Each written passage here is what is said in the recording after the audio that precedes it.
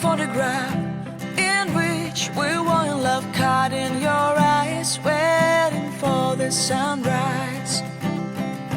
I barely even knew who you were. What did you do? I didn't care, 'cause you were perfect, I swear. But somebody over, oh no, it's... Bienvenidos a un nuevo programa de talleres del Liceo 2. Comencemos. Seguimos hablando del mes de abril. Les compartimos las lecturas de dos mujeres de nuestra comunidad que aceptaron el desafío lector que planteamos. Hola, me invitaron para compartir con ustedes la lectura de un cuento para celebrar el 26 de mayo, el Día Nacional del Libro. ¿Qué mejor que compartir un cuento de este libro, El cántaro fresco, de Juana de Ibarburu? Y les voy a leer El gesto mío. Dice Juana: fulgura tal cantidad de estrellas esta noche que me pregunto cómo puede haber en el cielo espacio para tanto lunar de oro.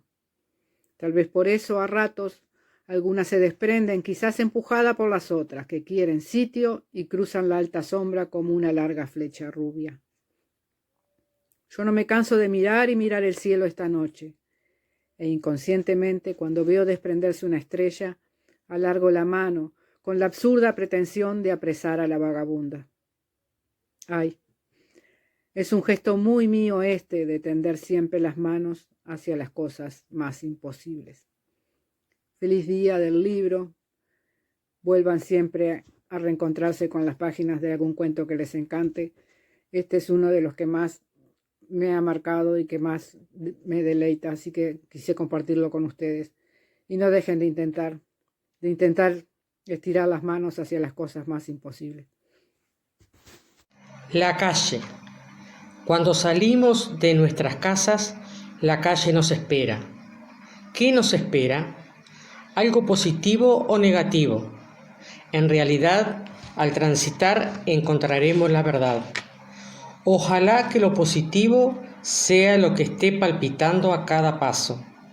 Pero lamentablemente, a veces, nubarrones se descargan en nuestro interior al ser testigo de hechos negativos.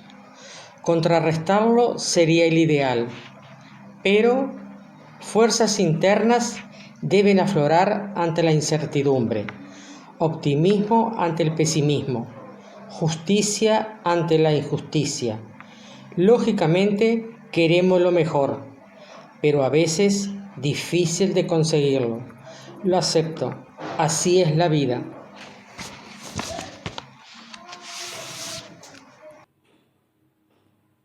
En el programa pasado estuvimos conociendo el proceso del papel. Hoy vamos a ver un poco sobre la historia de la escritura. Veamos.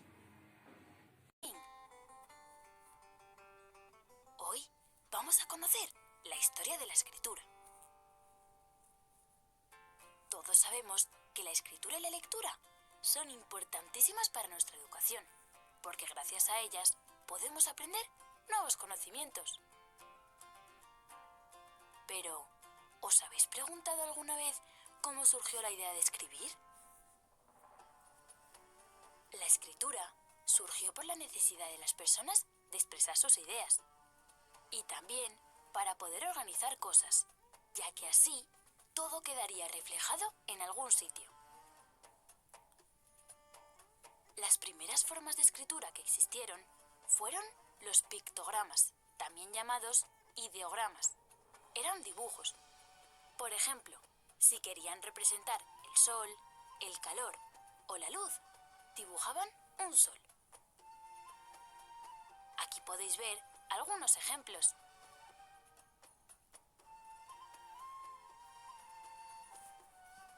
Su origen está en Mesopotamia y Egipto, en el año 4000 a.C. A veces hay cosas que no se pueden explicar con un solo dibujo. Por eso los sumerios necesitaron inventar el sistema silábico. Dividieron cada palabra en sílabas, por medio de signos cuneiformes. ¡Uy! ¡Qué raros suenan! Pero son muy sencillos, como podéis ver. Parecen clavos, ¿a que sí? En la actualidad, En China y Japón se sigue empleando un tipo de escritura parecida. En el pasado, en los inicios de la escritura, no existía el papel, por lo que se utilizaban otros materiales como la piedra, la madera o la arcilla para escribir sobre ellos. Los romanos, por ejemplo, para que sus mensajes duraran mucho, escribían en grandes monumentos de piedra. Los egipcios fueron los primeros que inventaron algo parecido al papel. Con el tallo de una planta acuática, hacían unas láminas sobre las que escribían. Se llamaban papiros. Y aquí podéis ver uno. Parece increíble que esto lo escribieran hace miles de años.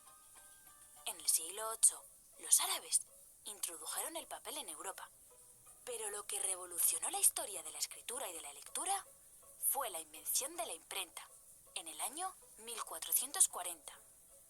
Su inventor fue Johannes Gutenberg. Hasta ese momento, los libros se copiaban a mano, utilizando tinta y plumas de aves, pero tardaban mucho en hacerlos. Con la imprenta, todo se hizo más rápido.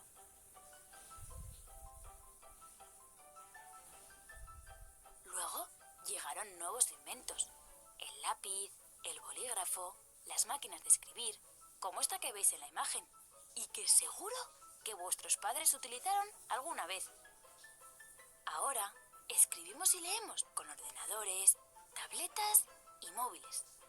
Estas nuevas tecnologías suponen un cambio importantísimo en la historia de la escritura, pero no cambian lo más fundamental. Como decíamos al principio, la escritura y la lectura son importantísimas para nuestra educación. No hay forma más barata de viajar que leyendo un libro. Se aprenden muchísimas cosas.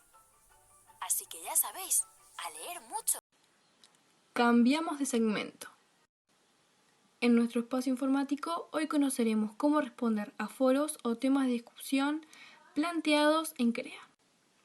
Esta herramienta permite intercambiar posturas, discutir sobre un tema o simplemente responder a una consigna, pudiendo subir videos, audios, imágenes y enlaces como complemento de lo escrito.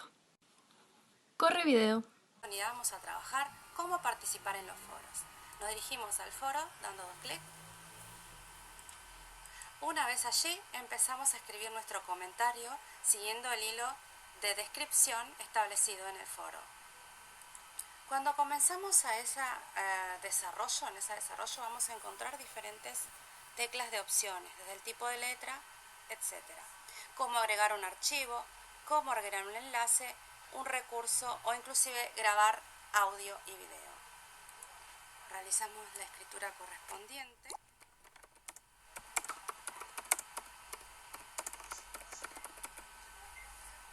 Y le damos publicar. Esperamos unos momentos y ahí ya queda insertada nuestra participación. ¿Cómo agregamos los archivos? Procedemos de la misma manera. Vamos a agregar archivo. Nos va a abrir una nueva ventanita desde nuestro computador.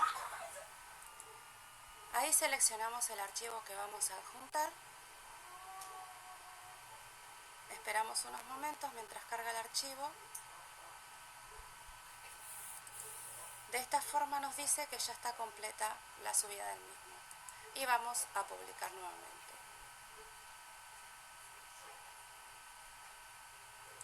Y aquí visualizamos nuestra participación con el adjunto de un archivo. Espero les haya sido de ayuda y seguimos en otros tutoriales. Seguimos con nuestro segmento de ciencias y hoy retomaremos la investigación de grandes científicos del mundo. Es el turno de Leonardo da Vinci.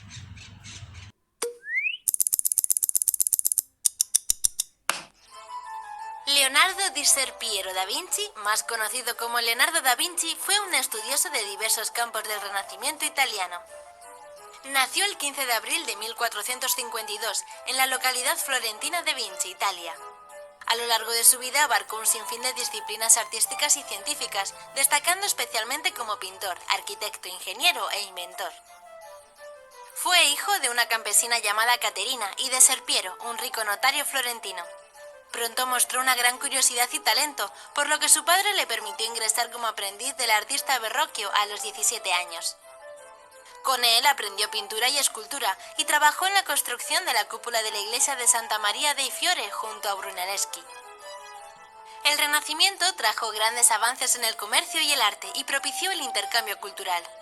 Ya como aprendiz, Da Vinci introdujo la pintura al óleo, una técnica proveniente de los Países Bajos que permitía un mayor control en el espesor de la pintura y que empleó en La adoración de los magos, su primera gran obra. Tras formarse en un amplio abanico de técnicas y haber superado a su maestro, decidió buscar nuevos retos. En 1482 marcha a Milán y se presenta ante su duque y mecenas Ludovico Sforza. Bajo su protección realizó proyectos sobre hidráulica, mecánica y arquitectura, así como algunas obras pictóricas. Por aquel entonces, una nueva ola de peste negra asoló Europa. Convencido de que la suciedad y el hacinamiento solo empeoraba el escenario, hizo planos para la canalización de los ríos, demostrando profundas nociones de arquitectura e ingeniería. En 1483 fue contratado para realizar una pintura para la iglesia de San Francisco, la famosa Virgen de las Rocas. En ella incorporó una nueva e innovadora técnica, el esfumato. Esta consistía en multiplicar las capas de pintura para conseguir contornos más imprecisos, logrando un efecto de mayor profundidad. Más tarde volvería a utilizarlo en uno de los cuadros más famosos de la historia, la Gioconda, conocida popularmente como la Mona Lisa. Gracias al esfumato logró crear un efecto óptico en el que la sonrisa de la protagonista parece desvanecerse cuando la miramos fijamente. Esta particularidad ha fascinado a generaciones durante siglos, creando todo un halo de misterio a su alrededor. Pero no solo la pintura ocupó su tiempo. En 1494 participó en la ilustración de la obra La Divina Proporzione, del matemático Luca Pacioli. Sus rigurosos dibujos lo convirtieron en el creador de la ilustración científica moderna. De hecho, algunos de ellos todavía se siguen estudiando hoy en día, como el famoso Hombre de Vitruvio. En el año 1498, Leonardo finalizó otra de sus grandes obras, el mural de la Última Cena, una escena bíblica en la que Jesús comparte mesa con los 12 apóstoles antes de ser traicionado por Judas. Rápidamente se convirtió en una pintura icónica, haciendo que cientos de artistas de todo el continente acudiesen a contemplarla. Fue pintada directamente sobre la pared, y para la escena Da Vinci se alejó de la composición clásica y trató de humanizar a los personajes, algo que resultó ciertamente revolucionario en el contexto religioso de la época. Hacia el año 1500, las tropas francesas conquistaron el ducado de Milán y Leonardo decidió trasladarse a Venecia. Su pasión por la ciencia era cada vez mayor. Asistía a disecciones de cadáveres para después elaborar ilustraciones en las que describía la estructura y el funcionamiento del cuerpo humano como nadie había hecho hasta el momento. Unos años más tarde, el gobernador de Milán le ofreció el cargo de arquitecto y pintor de la corte. Allí ideó para él un castillo y ejecutó bocetos para el oratorio de Santa María la Fontana. Sin embargo, se quedaron en meros proyectos, al igual que muchas de sus obras. Una nueva época de inestabilidad política lo obligó a abandonar la ciudad. Esta vez se fue a Roma y en el Vaticano vivió una etapa tranquila bajo las directrices del Papa León X. Dibujó mapas e ideó una gran residencia para los Medici, pero cada vez recibía menos encargos, que iban a parar a manos de otros artistas de la época. Tras la muerte de su protector y profundamente decepcionado, dejó Italia para pasar sus últimos años de vida en el Palacio de Clou, en Francia. El rey francés le concedió un gran respeto y vivió más como un miembro de la nobleza que como un empleado. Su salud fue deteriorándose poco a poco hasta su muerte, el 2 de mayo de 1519, a los 67 años. Legó todas sus pertenencias a su alumno Francesco Melzi, que retornó a Italia copias de manuscritos y dibujos de incalculable valor. Sin duda, Leonardo da Vinci fue un genio adelantado a su tiempo, cuya influencia aún sigue presente 500 años después de su muerte. Llegamos al final de este programa. Esperamos lo hayan disfrutado, pero antes de irnos, damos paso a un nuevo segmento, Íconos del Mundo. Conozcamos las historias de personas que han marcado los tiempos. Hoy, Johannes Gutenberg, el reinventor de la imprenta. Cuídense mucho Y no olviden suscribirse a nuestro canal. Hasta el próximo programa. Fue herrero y para sacar adelante su ingenioso proyecto se endeudó varias veces. Johannes Gutenberg fue y sigue siendo gente como tú. Nació en Maguncia, Alemania, entre 1398 y 1400 y era el herrero del obispado. Aunque desde el siglo VIII los chinos ya habían inventado algunos elementos con los que podían imprimir, la imprenta, como la conocemos hoy en día, nació en el laboratorio de Gutenberg. Los libros impresos por Gutenberg solo tenían un problemita. Eran enormes y difíciles de transportar, por lo que un siglo después, el italiano Aldo Manuzio se dio a la tarea de hacerlos más pequeños. Para ahorrar papel, Manuzio dobló la hoja en 8 partes y de esa manera creó los libros de bolsillo. Pero volvamos a Gutenberg. Su invención fue fundamental para la difusión de la cultura, ya que gracias a esta, la fabricación de libros en serie se hizo realidad. Esta novedosa invención impulsó a muchos intelectuales a escribir textos con la intención de ser publicados. La primera obra que nació en su imprenta fue la Biblia. Se publicaron 180 ejemplares que fueron iluminados por especialistas, convirtiéndose en piezas únicas. Con el fin de fabricar su imprenta, Gutenberg se asoció con diferentes empresarios, lo que le causó deudas y penurias económicas. A pesar del éxito de su trabajo, siempre vivió en la pobreza hasta su muerte, en el año 1468. Gutenberg pensaba que la imprenta era como un ejército de 26 soldados de plomo que conquistarían al mundo. Y así fue.